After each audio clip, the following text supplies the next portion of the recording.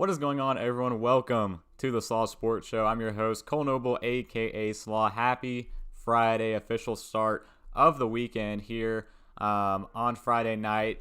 Back at our normal 10 o'clock hour for the Slaw Sports Show. Last week, we took a little bit of a break. Not much really to talk about with the NFL currently in their little pause before training camp. And just, I didn't really have much to talk about with the NBA. But mainly because I wanted to bring it in for today's episode and really have a slam-packed episode for you guys. So that's what we have on deck for today. So we're going to be talking, of course, about the UFC Fight Night tomorrow night. Give our picks. We missed Korean Zombie fight last weekend where Korean Zombie ended up getting the win. So missed an opportunity there to go back up and continue up in the win column for our Slaw's main card pick'em of the weeks. But remember, since it's been 2 weeks since our last pick, we are 12-7. We picked Israel Adesanya 2 weeks ago in that fight and got the win. Izzy got another win under his belt, which means we got another win under our belt for our main card pick'em of the week. So I'm excited about that. Getting back into the win column. For those who've been following along at home, we are down 2 straight fights that we lost in our picks of the week, but we're back in the win column thanks to Israel Adesanya 2 weeks ago.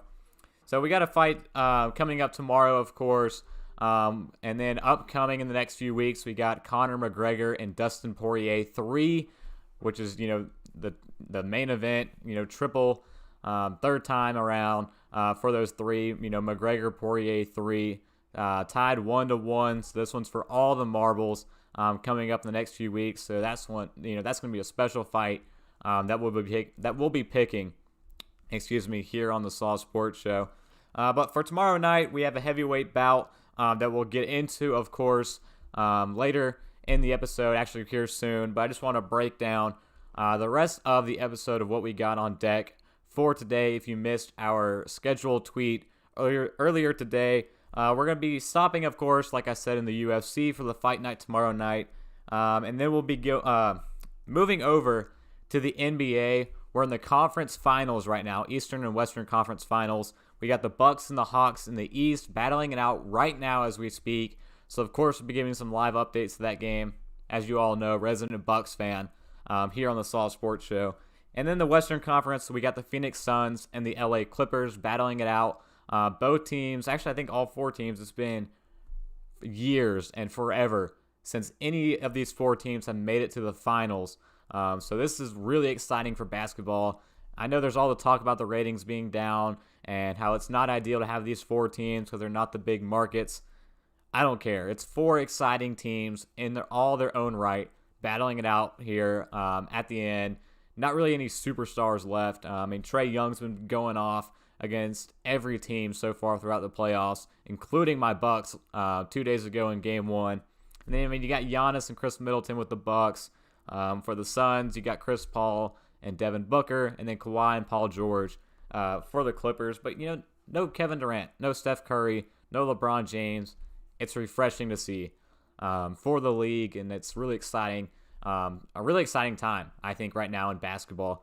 So we're gonna check in on those 2 series going on currently. The Suns and Clippers are approaching Game 4 in their series. It's a 2-1 lead right now with the Phoenix Suns. And last night, the Clippers avoided the sweep watch and avoided going down 3-0 in the series. But we'll talk about that when we get to it. And then finally, last but not least, we're going to wrap things up in the NFL. We got some big storylines to hit on that came out this week. Some big news for football, in my opinion, that I'm really excited about that came out this week. 2 big headlines in terms of player situations and signings and cuts that we'll talk about. And then ultimately, what I really want to get into is talk a little bit about some extensions. I mentioned that right now we're in that kind of dead NFL period where we're leading up to training camp. All the players and teams are on breaks right now, so not much has been going on. But traditionally and historically, this time frame right now between the end of minicamp and the start of training camp is prime time for contract extensions to get done. And every summer, this is, the few weeks that we're in right now is when we see extensions start to get done. especially I think leading up to next week is when some of these extensions might start to fall. So we're going to talk a little bit about some extensions. 3 big quarterbacks entering into their final years, some of them with fifth-year options, to talk about Lamar Jackson, Josh Allen, and Baker Mayfield. All quarterbacks from that 2018 draft class, I believe it was, all due for contract extensions and all in negotiations right now with their respective teams. So we'll talk about a little bit about what's going to happen with those 3 quarterbacks and some other players that are in line for big contracts in the next few weeks. What are those contracts going to look like? What's the current negotiation standpoint? Who's got the advantage on these in these talks right now, and that kind of thing. And that's pretty much where we're going to wrap it up today. But also looking forward to the rest of the week. We will have another episode come out, not a live episode, but like I did with the top 5 quarterbacks under pressure episode, where I just released a quick 30-minute episode on a Wednesday. We're going to bring that back again this week as well, and have a new top 5 things that we're going to talk about in the NFL. And like I said, release that on Wednesday. So some things to look forward to. And again, I apologize for missing the episode last week, but I'll try to do better and stay on top of it and keep things going every Friday for you guys.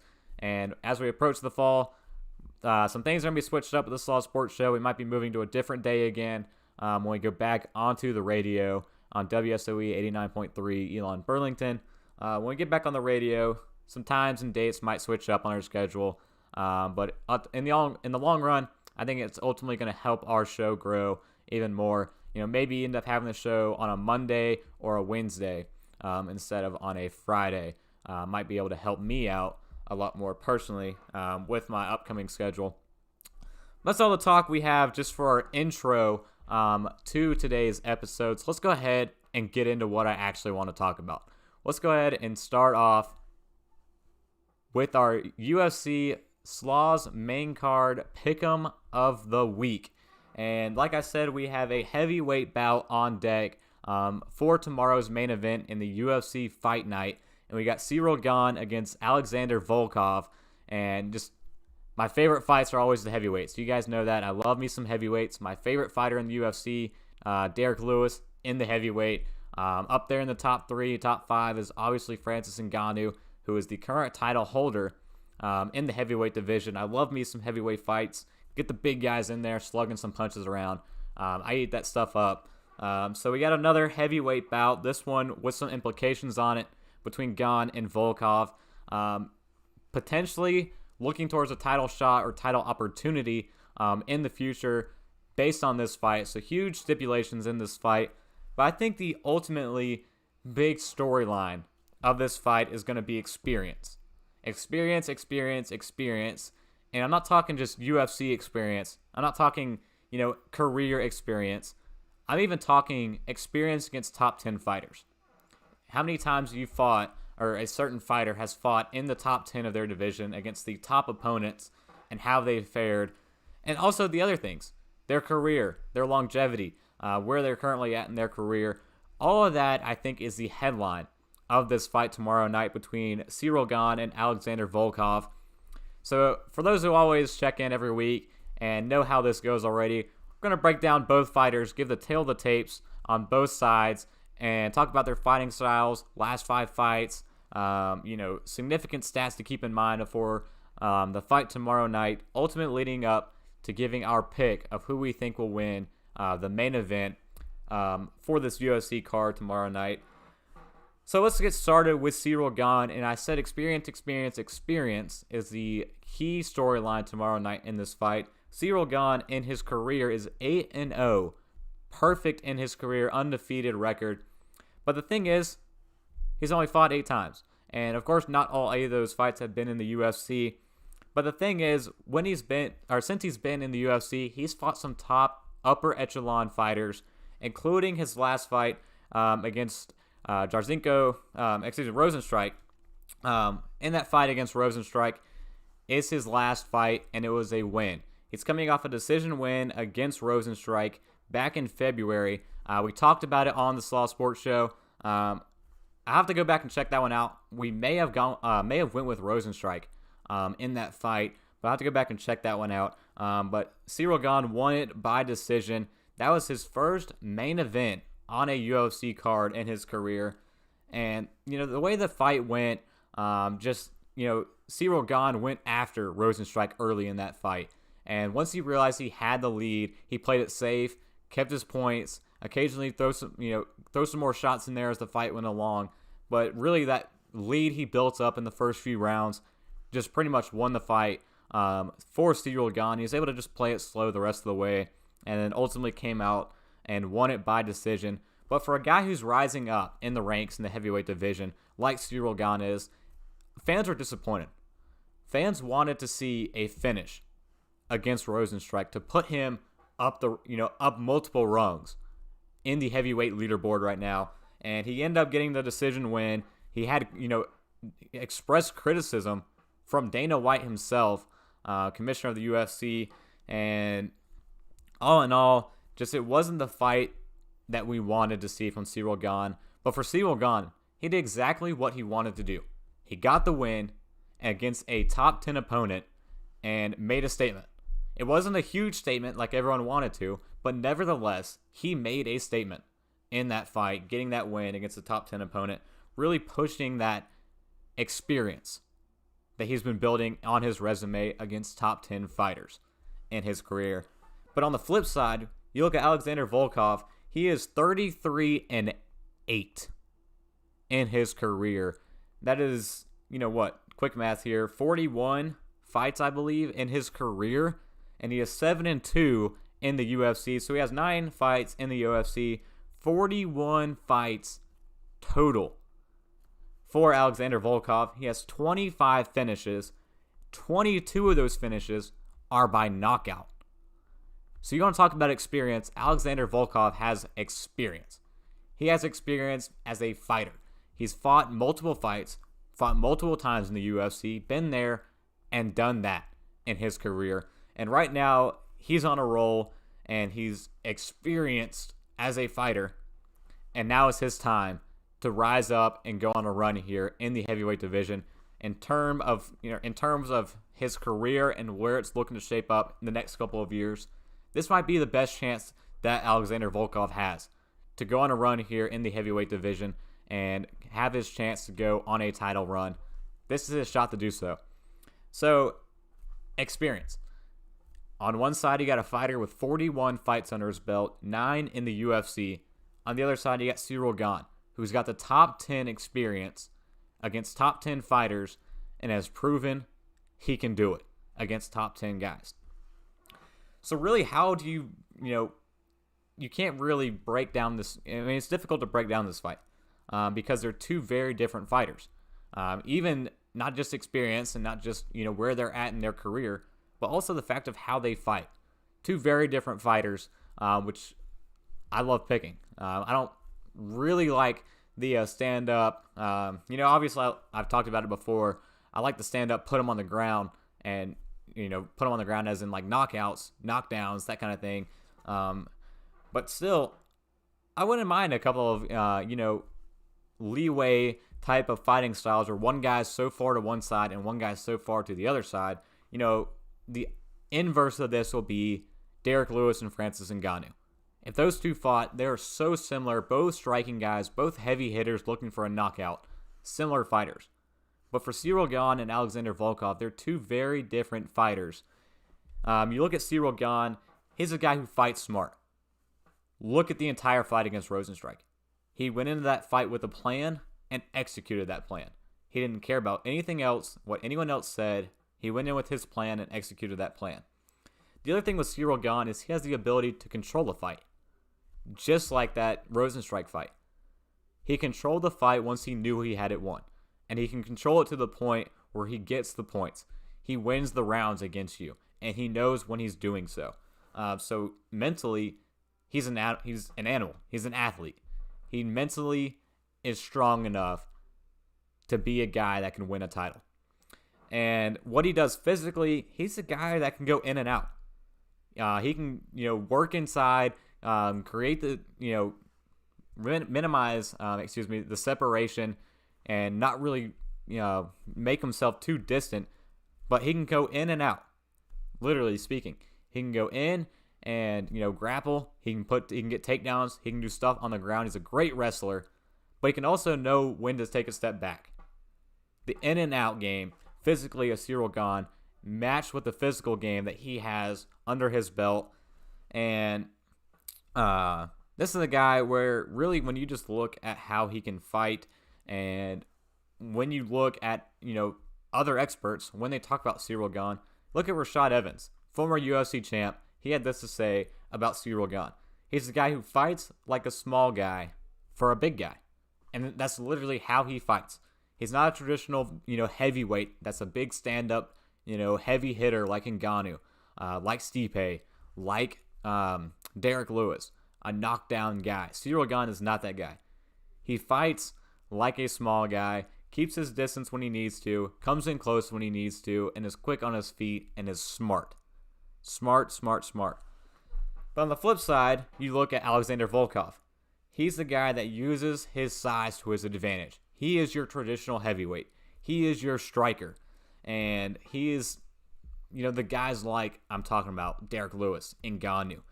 He's that style of fighter as a heavyweight, contender in the UFC. Knows how to use his size to his advantage. Knows how to come in close and, really work with the uppercuts and the hooks. But also knows how to take a step back and strike. Land those huge punches. Land those jabs to the face. Those, significant strikes is what gets him the knockdowns. What gets him 22 knockouts in his career. That's not something you see from Ciryl Gane. So two very different fighters in this fight tomorrow night in this heavyweight bout. And, I pretty much broke everything down, but also keep in mind some of these significant stats for each fighter tomorrow night in terms of how this fight might go down tomorrow. So for Ciryl Gane, he has a 69.9% significant strike evaded percentage. So he evades significant strikes 69.9, 70% of significant strikes opponents, try to hit him with, he successfully evades them. That is the best in the heavyweight division. And he also absorbs 1.85 strikes per minute. That's not that great, third lowest. So two things to keep in mind. He evades, but also absorbs. So when he's against a striker, like I'm talking about in Alexander Volkov, two key stats to keep in mind. When is he going to evade significant strikes, and when is he going to try to absorb significant strikes? Because he doesn't absorb often. Based on this stat, 1.85 significant strikes absorbed per minute. He doesn't take that many shots, and he evades them successfully time and time again. And that's why he wins these fights by decision multiple times. He evades significant strikes and knows when to land his. Again, he is a smart fighter in this division, and don't take that lightly. That is a huge advantage that he has going into this fight against a striker like Alexander Volkov is. But now let's look at some stats for Volkov in this fight. For Volkov, 58.7% of his significant strikes he throws lands. First in the heavyweight division in that category. He's a striker. He lands his punches. And like I said, this is so far on the spectrum of this fight. Ciryl Gane's going to be trying to evade and not absorb significant strikes. But Volkov is just so good at landing them. This is why this fight's so fascinating to me. But second in significant strikes landed in the heavyweight division, you ask, it's Ciryl Gane as well. 55.3% of Ciryl Gane's significant strikes also land. So it's really ultimately going to come down to, is Volkov going to land his significant strikes? Because we know Ciryl Gane is, and we know Ciryl Gane is going to do whatever it takes to evade and not absorb significant strikes, especially against a striker like Volkov. But Volkov's going to look to get those punches in and look to get those significant strikes in this fight tomorrow night. And also, while we're at it, let's look at Volkov. While we're talking about him, a quick thing I forgot to mention as well. In his last 5 fights, he has won 3 of his last 5 with his only losses coming to Curtis Blades by decision in June 2020. So last summer, lost to Curtis Blades by decision. And Derek Lewis, where he got knocked out in the third round on October of 2018. So he has won 3 of his last 5 fights, but of course, Ciryl Gane, perfect undefeated record in his entire career. It's a great fight, very intriguing fight. But let's go ahead and the moment you've all been waiting for. Let's get to my pick 'em of the week. Who am I going to take in this fight between Ciryl Gane and Alexander Volkov? Because at the end of the day, like I said, this fight's going to come down to between whether or not Volkov will land his punches. So when I look at this fight, and I just broke everything down here for you. My pick of the week is going to be Ciryl Gane tomorrow night. Any way he does it, but I think it's likely going to end up being a decision. I think Ciryl Gane's just too smart. He's too savvy. He's going to be in and out and ultimately move faster than Alexander Volkov. He's going to come in, land his significant strikes like he knows how to, and get back out before Volkov even knows what to do. Before you can even throw one of his powerful, significant strikes, boom, Ciryl Gane's going to be right back out. And he's smart enough to use the ring to his advantage, use the fence, and the octagon to his advantage. And really, the difference maker here is that Ciryl Gane is the better wrestler. So if it gets to that point in the fight, Gane has the advantage. Too many advantages, I think, for Ciryl Gane, but Volkov does have the potential to land a shot and put him down tomorrow night. So keep that in mind. But for me, I think Ciryl Gane's too smart and too complete as a fighter to lose this one against Alexander Volkov. So Slaw's main card pick 'em of the week. Give me Ciryl Gane any way he does it against Alexander Volkov.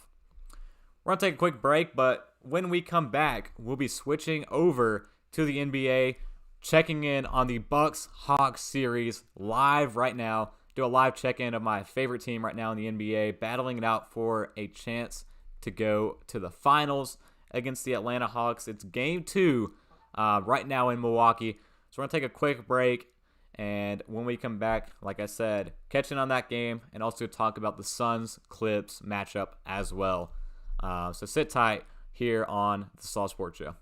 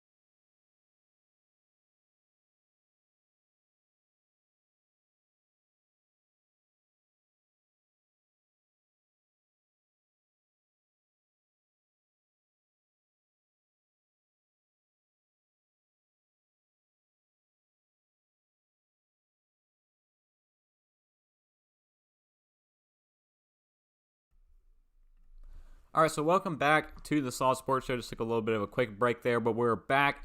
Like I said, we're now going to switch and segue into the NBA. Right now, Game 2 currently underway in the Eastern Conference Finals between the Milwaukee Bucks and the Atlanta Hawks. Let's look inside here. Start of the fourth quarter right now. The Milwaukee Bucks are up 103 to 63, a 40-point lead going into the fourth quarter right now for Milwaukee. This is what I'm talking about. Shout out to Josh Norris. Josh Graham. Shout out to Josh Norris as well. Love Josh Norris, but shout out to Josh Graham. If you don't know, I am currently interning with WSJS Sports and Winston-Salem Sports Radio, and our afternoon drive guy, Josh Graham, he called it from the get-go. He had the Bucks tonight, and he says Bucks in 5, despite what happened 2 nights ago in Milwaukee's loss in Game 1. So shout out to you, Josh. You broke your curse right now and broke your jinx streak you had going on by the looks of it, and going into the fourth quarter. A 40-point lead for my Milwaukee Bucks. So let's go ahead and pull up the stats of the game so far through 3 quarters. Looks like Giannis Antetokounmpo is leading the way for the Bucks with 25 points. Drew Holiday second with 22. Brook Lopez 16, and Chris Middleton with 15 points right now going into the fourth quarter. And then for the Atlanta Hawks, Trae Young has 15 points right now. He's 6 for 16 and 1 for 8 from the 3-point line. So the Bucks are limiting Trae Young, which is my question coming into the show today when I got around to this series against the Bucks and the Hawks. How were the Bucks going to limit Trae Young? Looks like they're doing it tonight in this matchup. But also, John Collins has 11 points, and off the bench, Danilo Gallinari has 12 points, second most on the team behind Trae Young. So go Bucks, keep it going here. Get the antlers up. Go Bucks up right now. Huge going into the fourth quarter. So let's talk about this series as a whole and flashback 2 nights ago to Game 1. So in Game 1, the Bucks really had no answer for Trae Young. In that game, Trae Young went off for 48 points, 7 rebounds, and 11 assists, but the Bucks still only lost by 3 points. So obviously tonight they've turned things around, got it back, squared away in this series, looking like 1-1 if they hold on to this lead throughout the fourth quarter till the end of the game. But I think the problem wasn't the fact they couldn't contain Trae Young on Wednesday night, 2 nights ago. I think the problem was Chris Middleton. I think Chris Middleton was the problem for the Bucks on Wednesday in Game 1, and the reason why they lost Game 1 of this series against the Atlanta Hawks, because Chris Middleton shot 6 of 23 from the field and was 0 for 9 from the 3-point line in Game 1 against the Hawks. Tonight, doing a much better job getting some points. So far through 4 quarters, like I said, 15 points. He's 6 for 13, 2 for 7 from 3. So still not great, but he's definitely cleaned it up.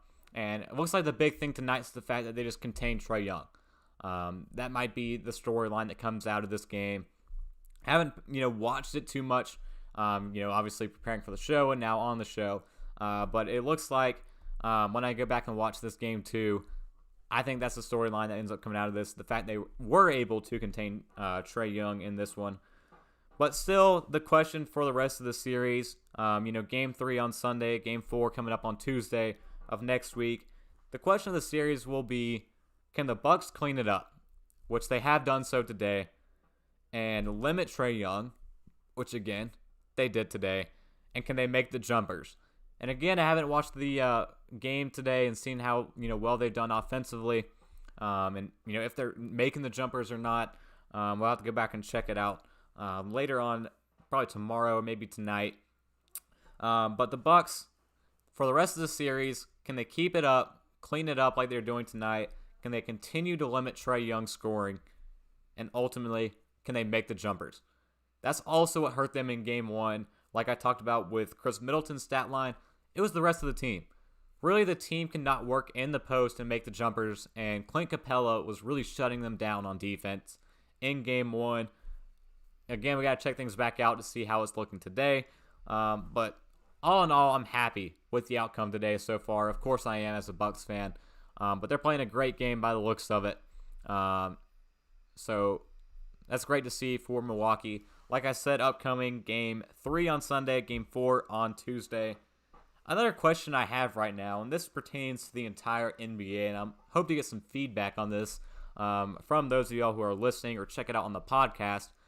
Also, the podcast, The Slaw Sports Show, can be found on Anchor.fm, Apple Podcasts, Google Podcasts, Spotify, Overcast, anywhere you get a podcast. Just search up The Slaw Sports Show. Check out some of their episodes or anything that you missed from today's episode. We'll have it up there by tomorrow afternoon. But my question for the entire NBA right now is Trae Young the new villain of the National Basketball Association? And that's an honest question. There's time and time again we've had great NBA villains. Dennis Rodman was a villain. During the last 10 years, the Golden State Warriors, Kevin Durant, they were the villains. Is Trae Young the new villain of the NBA? I mean, if you ask New York Knicks fans, Trae Young is definitely a villain. They hated him. They were chanting F Trae Young at every home game in that series. Ask 76ers fans, is Trae Young the new villain of the NBA? I'm sure the 76ers fans will say the exact same thing. And we'll see what happens in this Bucks series as it continues to go along. But a question, and I'm actually going to make this into a poll potentially tomorrow on Twitter to see what everyone has to say. But is Trae Young the NBA's new villain? Will this continue throughout the next 4 to 5 years? Continuing to get into the playoffs year after year, maybe get to a couple finals within the next 4 to 5 years. Is Trae Young on the trajectory to become the next big villain in the NBA? That's just an overarching question throughout the entire playoffs I wrote down, since we haven't really got around to talk about the NBA playoffs. But nevertheless, Trae Young right now, looks like the Bucks have found an answer for him and are doing handily right now. So again, shout out to Josh Graham back in Winston. If you're end up tuning in to the episode, we're back on track. You fixed your drinks, and hopefully we stand by this Bucks and 5 proclamation that you gave on your show. And also check out The Drive with Josh Graham and the Best of the Drive with Josh Graham, which is our podcast as well. You can find that on Spotify, Apple Podcasts. I know Anchor as well. Just search up The Drive with Josh Graham. Another great show and sports show to check out. But that's it in the Eastern Conference Finals right now. Bucks, Hawks right now in Game 2. Bucks leading the way. How about on the other side of the NBA conference, finals right now in the Western Conference? Suns, Clippers right now, as I talked about in the intro. The Phoenix Suns are up 2-1 right now on the Clippers. Game 4 tomorrow night, Game 5 on Monday. And the Suns, it looked like they were running away with it in Game 1 and 2, and it looked like it was going to be a sweep. It looked like it was going to be another sweep for the Phoenix Suns. And I know Gray Oss is watching. Shout out to the Phoenix Suns. They're doing great, and I hope to see them make a finals run this year. It'd be great for the Milwaukee Bucks if we come out on top, but I would love to have that matchup. Just go toe-to-toe with our two teams in the finals. If you're still in the chat, I'd like to see what you have to say about that one. But it looked like I said, another sweep watch for the LA Clippers. And, I mean, for the Clippers, they've already been in this situation this year in the playoffs where they potentially almost got into a sweep watch. And it happened again against the Phoenix Suns. They went down 0-2, but last night the Clippers avoided it with a 106-92 win against the Phoenix Suns. And Chris Paul's return game from the COVID fiasco induced situation there. Devin Booker in Game 2 suffered a nose injury, came out sporting the mask yesterday, and said that was asked before the game if the mask will affect his sight or how he plays. He said, all I need to do is see the ball and see the basket. Well, Devin Booker, you might need to see a lot more than that, because he shot 5 for 21 from the field and 1 for 7 from 3. So I might want to make these eye holes on the mask a little bit bigger for Game 4 tomorrow night. And that one, Chris Paul, the point guard, still came in, had, I think, 2 turnovers and 12 assists. Chris Paul is just electric, and I hope for him he makes it to a finals. And North Carolina native, big Wake Forest, was a Wake Forest Deacon in college. And it's one of the top guys here in the state. So I hope Chris Paul gets his chance here to not only beat his former team in the Western Conference Finals in the Clippers, but also make it to his first finals appearance in his luxurious career that he's had. And also, Game 2 had a great finish in that one with Paul George missing 2 free throws. Ball don't lie in that game, only to turn around and us see a great finish with the valley oop from Jay Crowder to DeAndre Ayton to win it. Jay Crowder with put the ball in play from the side of the court and tossed it up to DeAndre Ayton, who slammed it down to win it in Game 2. But like I said, the Clips came back in Game 3 and got into the win column in this series. Still think the Suns will come out on top in this one. Really hoping for this Bucks-Suns finale in the finals. But ultimately, the question I have for this one, can the Clippers continue to survive without their star player in Kawhi Leonard? Still no reports of when Kawhi will be back. I've looked at something that even said it could be potentially an ACL situation with his knee injury right now, so we don't know if we'll see Kawhi Leonard back with the Clippers. But can the Clippers continue to survive without their star player? A lot of pressure is on the shoulders right now of Playoff P and Paul George, and if he can continue to put up great games. He put up a great one last night against the Suns, and so far it's been pretty productive through this series. See if Paul George can put all the pressure on his shoulders and lead the team back, who is currently down, like I said, 1 game in this series. So that's pretty much all I have out of the NBA. Really just want to check in here, give some headlines of these 2 series, questions I have for these 2 series, and ultimately give a live look in. We'll check up with it again here with the Bucks and see what's currently happening. Looks like Bucks up 114-73 with 6:27 to go. This one might end up being a runaway for the Bucks. Huge win in Game 2 if they continue to hold on to it. We're going to take another quick break, and we come back out on the other side. A check-in with the NHL Stanley Cup playoffs and the semifinals right now as well. A huge game currently going on right now, a Game 7. We'll give an update for before we get over to the NFL. We're going to take a quick break, and you're watching the Slaw Sports Show.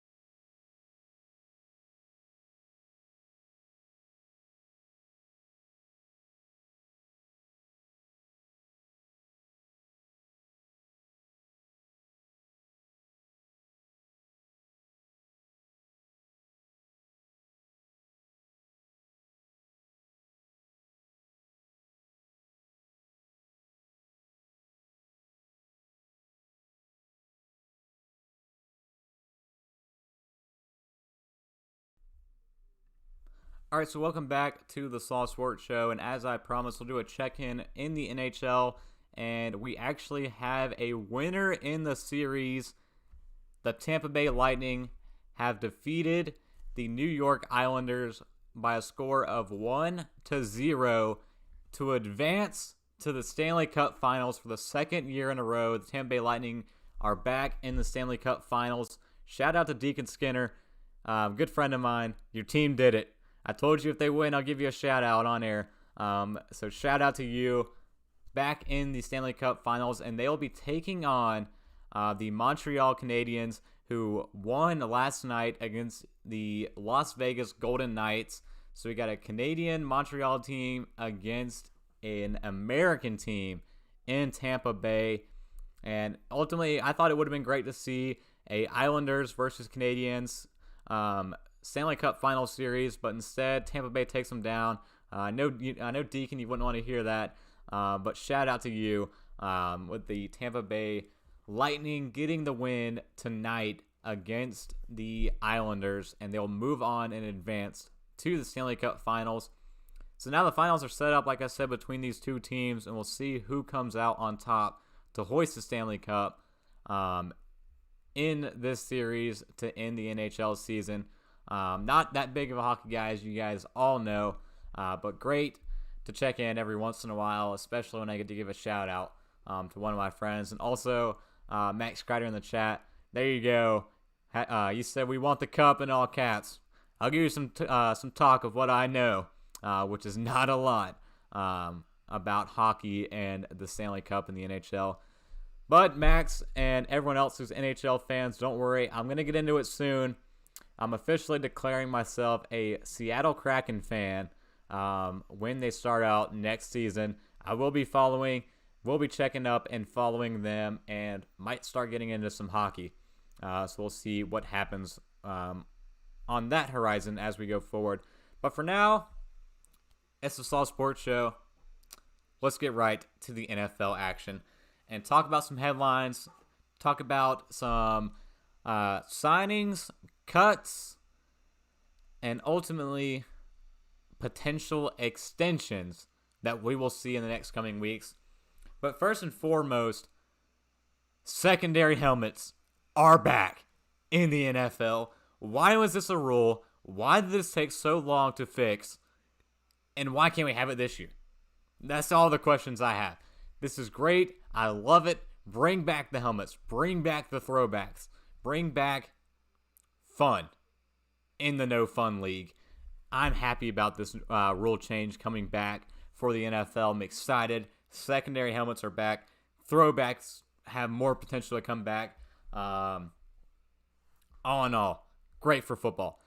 Absolutely electric to have secondary helmets back. Hopefully the Packers bring back our brown helmets. That is what I will love as a Packers fan. Bring back the brown helmets. That's what I want to see. But we do have some great potential helmets and uniforms coming up, especially, like I said, throwback uniforms. This applies also to color rush uniforms, which the NFL tried to debut with their Thursday night football games that didn't really work out. I mean, the Packers had all white uniforms. Need I say more about the color rush uniforms? But some teams have great color rush uniforms, and, like we'll show, I'll bring some, pictures in off of Twitter to show what this means for football and what we should be expecting starting in 2022 with secondary helmets now officially allowed back in the NFL. But also, it's just great. What I would have to say, what I'm most excited to see back is the red Buffalo Bill helmets. Those are probably my favorite helmets, favorite secondary helmets in the NFL, and excited to see those ones come back. But we're going to pull some pictures up from Twitter, mainly from My Sports Update and through their comment section. But we'll pull these up here and break down some of these potential, uniforms that we could be seeing come back in the NFL next season. Let's pull it up here. First one, of course, the Kelly Green Eagles uniforms. These need to come back. These are one of my favorite uniforms of all time in the NFL. I love the Kelly Green Eagles uniforms. Bring them back. Wings and all on the helmets. Like we see here with the eagle on the shoulder patch. Bring that back. Jalen Hurts showing it off here in this edit. Here you see pick 6 e-swaps. Give the credit there.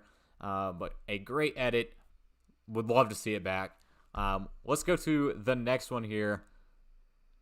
Oh, the cream sickle with the winking Buccaneer, Tampa Bay Buccaneers. Give me Tom Brady in the creamsicle uniforms. Bring it back to Tampa Bay. These uniforms are just electric and need to come back. Beautiful right here.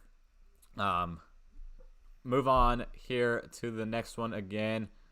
Oh, the great Denver Bronco throwbacks, orange and blue. Oh, the sky, what is that? Royal blue. You got the D logo with the horse in the middle of it. Here we have Cortland Sutton in these uniforms. These also need to come back as well. That would just look excellent if those come back in 2022 as the Broncos throwback uniforms. You can't tell me that doesn't look great. Pretty much the color scheme of the New York Knicks. But back when the Broncos wore these, another great throwback uniform that needs to come back in 2022. Next up, what do we got? Oh, blue Seattle Seahawks. Not really a big fan of these ones. See DK Metcalf wearing them, but look at the helmet. Again, like the current ones better, but secondary helmets. Why not? Why not bring this one back as well? And like I said, with the Color Rush uniforms, here we have Darius Leonard with the Indianapolis Colts. Color Rush here with a, again, dark, maybe navy bluish here. Maybe even, again, royal blue. Not really art connoisseur Cole Noble here with my color schemes. But, bring back this blue with the Color Rush. Give them the blue helmets for the Colts. Would be great as well. We'll go back to another one. Here we see, again, the Kelly Greens. How about this one right here? The white Bengal with Joe Burrow on it. Look at these helmets right here. This would look great with the all-white Color Rush. With the Cincinnati Bengals, would love to see this one come back as well. So, yeah, this is just great. Great thing to have back. Again, the Kelly Greens. These things have to come back. And one I want to really bring up, I'll see if I can find it here. Here we go. Josh Allen with the red Bills helmet. Like I said, my favorite secondary helmet in the NFL.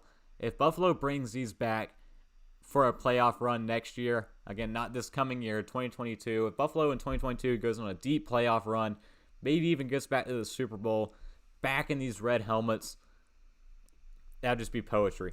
I would love for that. Love to see that back here. Again, back here to the Kelly Greens, just our starting point. There it is. Best of the best, it says right here. Just replies on My Sports Update. Tom Brady in the creamsicle uniforms. There it is. Bring it back. We're asking for it. Bring it back. Please. So that's just, I wanted to, drool over some throwback uniforms there real quick on the show. Just great. Great. Why was it a rule? Why did it take this long? Let's just be happy it's back. Secondary uniforms, secondary helmets might be coming back finally next year in the NFL. So let's actually get to some stories and some headlines in the National Football League. We're going to keep things simple with My Sports Update, continuing to bring in their tweets into the show. Thankful for all the work they do. A phenomenal follow on Twitter. Give them a follow. NFL Update at My Sports Update. So some more news and storylines that we saw this week. Well, let's go to Pittsburgh, Pennsylvania, where the Pittsburgh Steelers released longtime offensive lineman David DeCastro, who's now pondering retirement, only to turn around and sign Trey Turner, a guy who was with the Carolina Panthers for a long time. I believe spent last year with the Chargers in L.A., a guy who, interesting enough, has still been a free agent thus far. Looking at the offensive line class that's still yet to be signed as the current free agents. Trey Turner was on the top of the list of offensive linemen, but he immediately got signed same day yesterday that David DeCastro got released. But this is the big thing that we'll bring in here from the Pittsburgh Steelers. The Steelers have lost 4 starting offensive linemen this offseason. Bart Pouncey retired. David DeCastro got cut yesterday. Alejandro Villanueva, he left in free agency. And Matt Filer also left in free agency. Those are 4 starting offensive linemen from the Steelers team last year. And a huge reason why. Also in part of Big Ben returning for another year. But this starting offensive line group is going to be completely different. They're missing 4 of their starting 5 offensive linemen from last year going into this season. They only drafted 1 in the entire draft. That is a huge part of the reason why I had the Steelers finishing third in the AFC North next year. When me and Matt Laguza broke down divisional rankings a couple weeks back on the show, go back and check that one out as well to see where we had every team finishing and who we had going to the playoffs. But this right here is a huge reason why I think the Steelers are not going to be as good as they were last year. Nowhere close. Not even going to make the playoffs, in my opinion, next year. Last year we all know started out 11-0. I think end up winning the AFC North. Ultimately to lose first round in embarrassing fashion to the Cleveland Browns. This year it might be even worse for the Pittsburgh Steelers with what we see here. Thankfully, they got Juju Smith-Schuster back just because of the fact that he's going to just sign next year in a larger, more money-driven wide receiver market when the salary cap goes back up. Smart move by Juju Smith-Schuster. Steelers fans are building up Juju, talking about his loyalty. Don't give me that crap. Juju re-signed because it's a better market next year. He will be gone. James Conner's gone. A lot of key players in their defense is gone. And 4 of their 5 offensive linemen are gone as well. So the Pittsburgh Steelers, that's all I got to say. David DeCastro, we'll see what happens with him. He's dealt with a lot of injuries in his career. I wouldn't be shocked if he announced his retirement. But also would not be shocked if he went to go sign somewhere else as well. But I think he will end up retiring at some point here soon within the next couple of weeks, maybe even next week, make the official decision. But another huge signing that came out today, and again, Mike's my NFL update, the Jets have signed offensive tackle Morgan Moses. Joe Douglas building up the big offensive line, beefing up the line of the New York Jets around new quarterback Zach Wilson. So you ask, what has Joe Douglas done this offseason to revamp the New York Jets? Take a look. They've hired Rob Saleh as their head coach.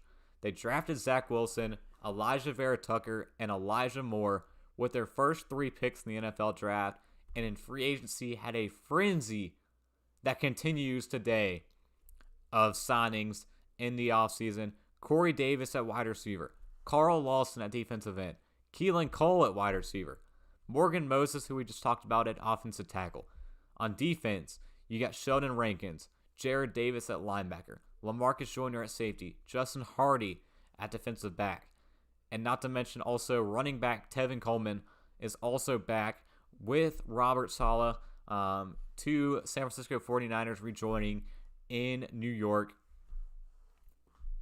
I'll talk about it later on this week. Stay tuned. But the Jets are starting to turn things around. This is going to be a much different and much improved team from what we saw last year.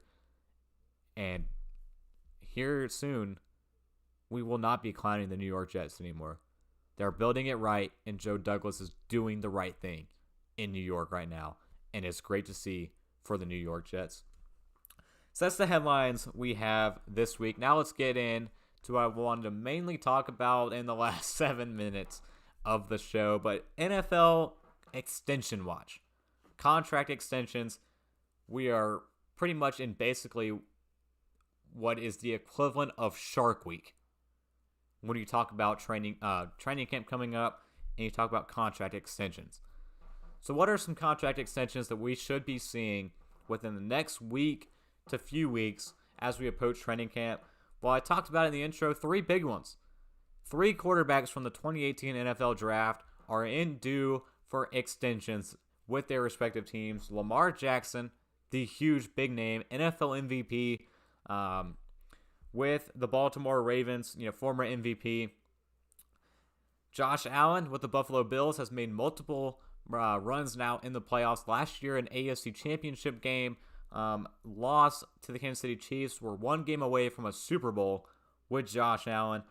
And Baker Mayfield bringing the Cleveland Browns back to the playoffs last year. And in my case, in my opinion, we'll do it again this year. And we'll be looking for a division win this year with the Cleveland Browns. So talk about these 3 quarterbacks and then talk about 3 other players and a couple other ones that we might be able to throw in here. Let's start off, of course, with Lamar Jackson. Like I said, a league MVP. We all know what Lamar Jackson can do on the field. But that's where it gets interesting. The dual threat ability and the durability concern for Lamar Jackson, if he can stay healthy with his playing style long term, I think is what's really stalling out this negotiation right now. Also, the fact that Lamar Jackson and his mom, they're the ones trying to negotiate a deal. Remember, Lamar Jackson doesn't have an agent, and his manager is his own mother, trying to structure this deal.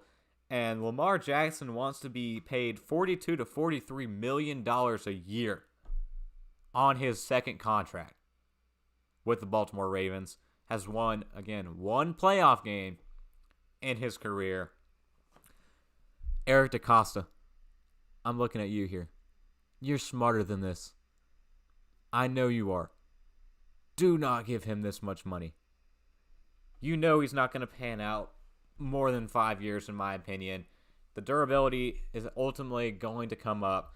We don't know what we've seen from him in terms of, sustainable passing play from Lamar Jackson.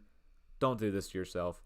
The potential contract that everyone's talking about right now is somewhere in the range of a 5-year, $200+ million deal. We're talking about close to the same average as Patrick Mahomes with this contract. A 5-year, $200 million deal potentially for Lamar Jackson and the Baltimore Ravens. A $40 million year if it's $200 million.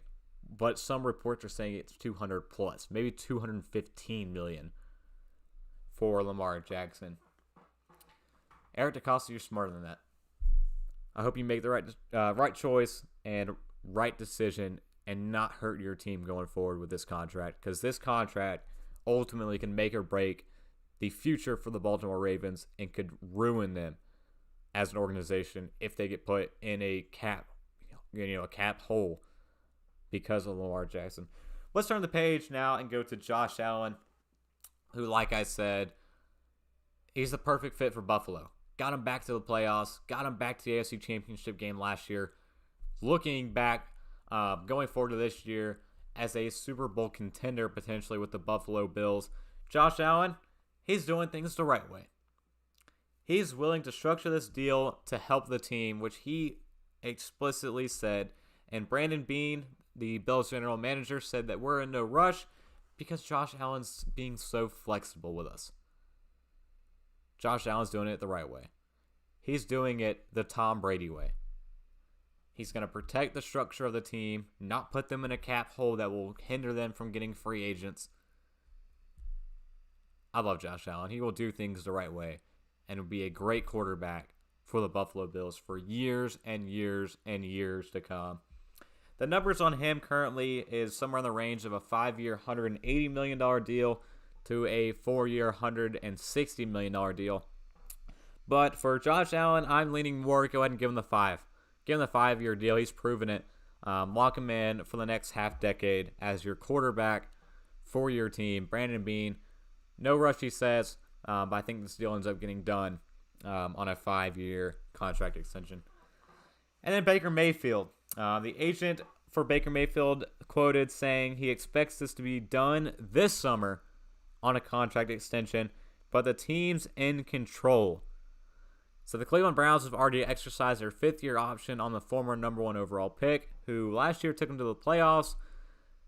A lot of talk has always been had on Baker Mayfield in his career so far through his first 4 years.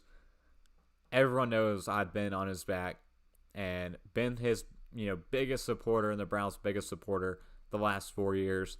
I hope he gets his due. I hope he gets the contract this year. I think he gets out of these 3 quarterbacks, I think Baker gets the 4-year deal in terms of his next contract. 4-year, I would say $140 million deal. Let's see where that would put him at. A 4-year, 140. Put him right there at $35 million a year. I'd said he'd have more than Ryan Tannehill. Put him up there, when you compare him to other quarterbacks in the National Football League and their contracts. Ryan Tannehill signed a 4-year, $118 million extension with the Tennessee Titans at 29.5 annual average on his contract. So yeah, Baker at $35 million in a 4-year. I would like that contract for the Browns. I think that would put them in a situation with 4 years. You have time to evaluate Baker Mayfield and the rest of your team. So the 4 quarterbacks were here top of the hour at 11 o'clock. So let's wrap things up. Some other contracts I'm excited to see get done within the next few weeks. Big ones in Indianapolis. 2 big ones that might happen. Not too sure. One that more likely will happen at some point before the start of the season will be Quentin Nelson. He will be probably paid as one of the top offensive linemen in the NFL. Will be a massive contract. That's why the Indianapolis Colts weren't big in the offseason, big spenders, despite having the money. And also Darius Leonard on defense. He might get a big linebacker contract as well on the defensive side. But let's go back, of course, to Cleveland, because they also have 2 other contracts they're currently working on right now. Nick Chubb, their franchise running back, he's entering the final year of his contract and stated that he wants to stay in Cleveland. And Kareem Hunt, a fellow backfield mate, said, pay that man. Pay Nick Chubb what he's due as well. A guy who's rushed for almost 1,500 yards 2 years ago and over 1,000 last year despite missing 4 games during the regular season. Nick Chubb, he's the embodiment of the Browns. He's their heart and soul of that offense, I think, in my opinion. So I think he will get his due at some point soon as well. And on defense with the Browns, Denzel Ward, he's got 1 more year in his contract plus the 5th-year option, a 2019 draft pick. But the Browns and Ward's agent are in talks.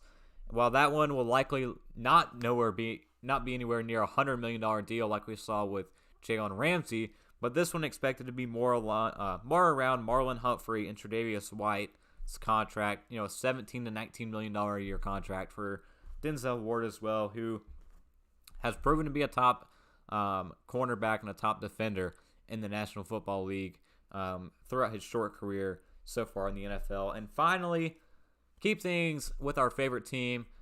We have Aaron Rodgers back here behind us. How's things looking right now with his number 1 target and maybe Jordan Love's number 1 target in Davante Adams?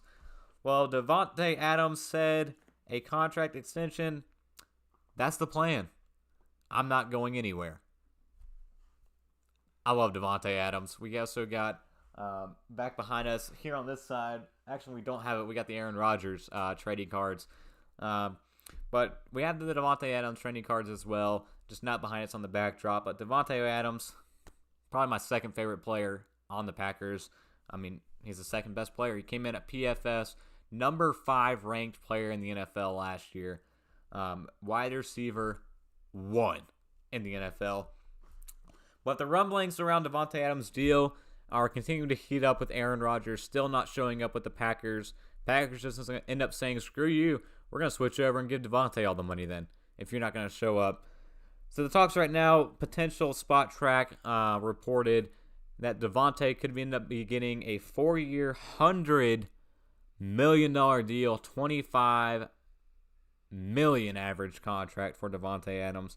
And we all know the Packers love to get deals done early before training camp. They did it last year with Kenny Clark, and I think David Bakhtiari too as well last offseason.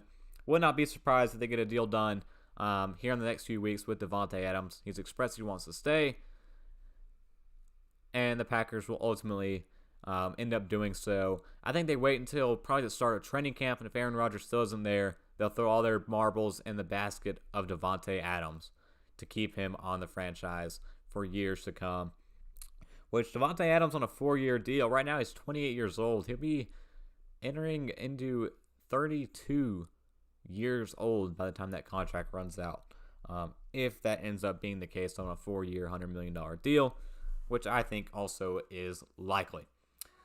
So that's all we have on the Saul Sports Show. Thank you all for stopping by and joining in. If you missed any part of today's episode, you can go back and check it out. We'll be posting it on the podcast tomorrow on Apple Podcasts, Google Podcasts, Spotify, Anchor.fm, anywhere you get a podcast to search the Saul Sports Show. That's all the time we have.